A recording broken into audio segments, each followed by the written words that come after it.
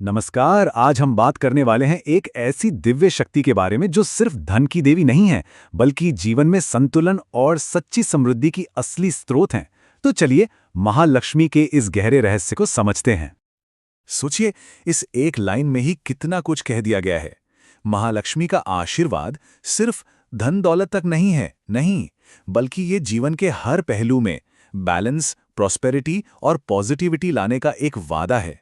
ये एक बहुत ही गहरी और खूबसूरत सोच है जो हमें समृद्धि को एक बिल्कुल नए नजरिए से देखने पर मजबूर करती है।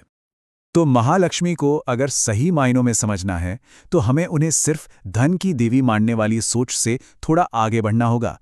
सवाल यह है कि आखिर इस ब्रह्मांड की व्यवस्था में, इस कॉस्मिक ऑर्डर में उनकी असली भूमिका है क्या? आइए जानते हैं। देखिए, उनके कई नाम हैं और हर नाम उनके एक अलग पहलू को, एक अलग स्वरूप को दिखाता है। उन्हें विष्णुप्रिया कहा जाता है। क्यों? क्योंकि वे सृष्टि के पालक, विष्णु की प्रिय शक्ति हैं। उन्हें श्री भी कहते हैं, जो हर तरह की शुभता और सौभाग्य का प्रतीक है।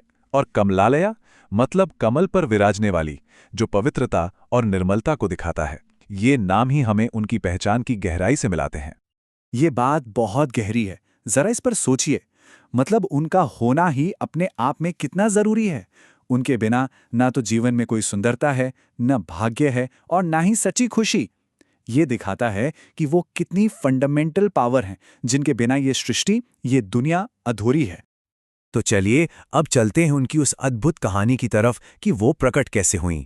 ये कहानी एक बहुत बड़े कॉस्मिक क्राइसिस, एक ब्रह्मांडीय संकट और उसके बाद हुए एक नए आगाज के समय की है।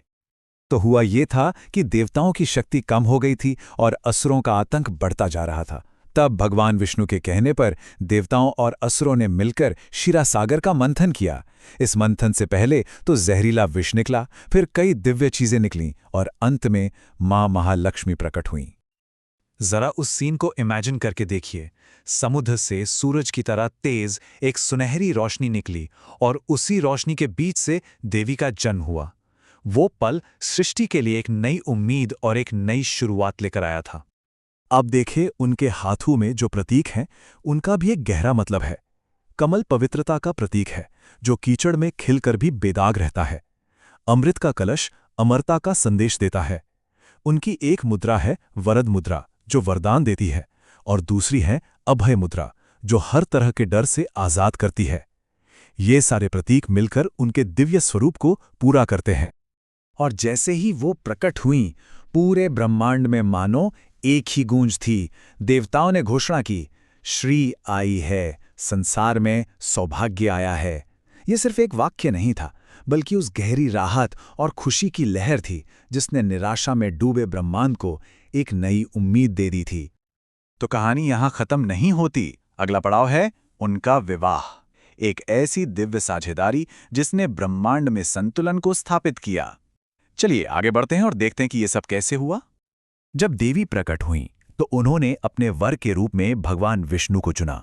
अब सवाल है क्यों? क्योंकि विष्णु ही तो हैं जो पूरी सृष्टि का पालन पोषण करते हैं। वो ही हैं जो व्यवस्था को बनाए रखते हैं। उनका ये चुनाव ब्रह्मांड के संतुलन के लिए एक बहुत ही सोचा समझा और जरूरी कदम था। और ये जो पार्टनरशिप थी ना, ये कॉस्मिक बैलेंस का सबसे बड़ा उदाहरण है। भगवान विष्णु सृष्टि को चलाते हैं और मां महालक्ष्मी उस सृष्टि को चलाने के लिए साधन यानी सौभाग्य देती हैं। एक के बिना दूसरा अधूरा है। उनकी ये मिलीजुली शक्ति ही दुनिया को सही तरीके से चलाती है और कल्याण का एक संतुलन बनाती हैं।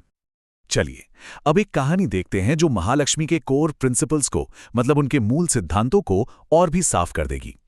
ये कहानी हमें सिखाती है कि असल में सच्चा धन होता क्या है। लेकिन राजा बलि की कहानी पर जाने से पहले एक सवाल खुद से पूछते हैं कि आखिर सच्चा धन है क्या? क्या ये सिर्फ ताकत और अधिकार है या फिर इसका कोई और गहरा मतलब है? तो प्रॉब्लम ये थी, राजा बलि था तो बहुत शक्तिशाली, लेकिन उसकी शक्ति और दौलत ने उसे घमंडी बना दिया था और वो इस ताकत का इस्तेमाल दुनिया के संतुलन को बिगाड़ने के लिए कर रहा था। वो सिस्टम को चुनौती दे रहा था। और ठीक इसी मोड़ पर महालक्ष्मी का सबसे पावरफुल मैसेज सामने आता है। उन्होंने साफ कर दिया कि अहंकार से कमाया गया धन धन नहीं है, वो तो विनाश लाता है। असली दौलत तो वो है जो कुछ बनाए, जो जीवन में संतुलन लाए। तो फिर क्या हुआ? विष्णु ने लिया वामन अवतार और राजा बलि के अहंकार को झुकाया। इससे महालक्ष्मी के लिए एक बार फिर दुनिया में धर्म और न्याय पर टिके धन के बहाव को स्थापित करने का रास्ता खुल गया। ये उनकी डिवाइन पार्टनरशिप का एक और बेहतरीन उदाहरण है। तो इन पावरफुल कहानियों से हमें क्या सीखने को मिलता है? आइए अब महालक्ष्मी के आध्यात्मिक महत्व के सार को, उसके एसेंस को समझते हैं। तो सबसे पहली और जरूरी बात तो ये है कि वो सिर्फ पैसे की देवी नहीं है, वो संतुलन की देवी हैं, अच्छे मूल्यों की, सौभाग्य की और विवेक की देवी हैं।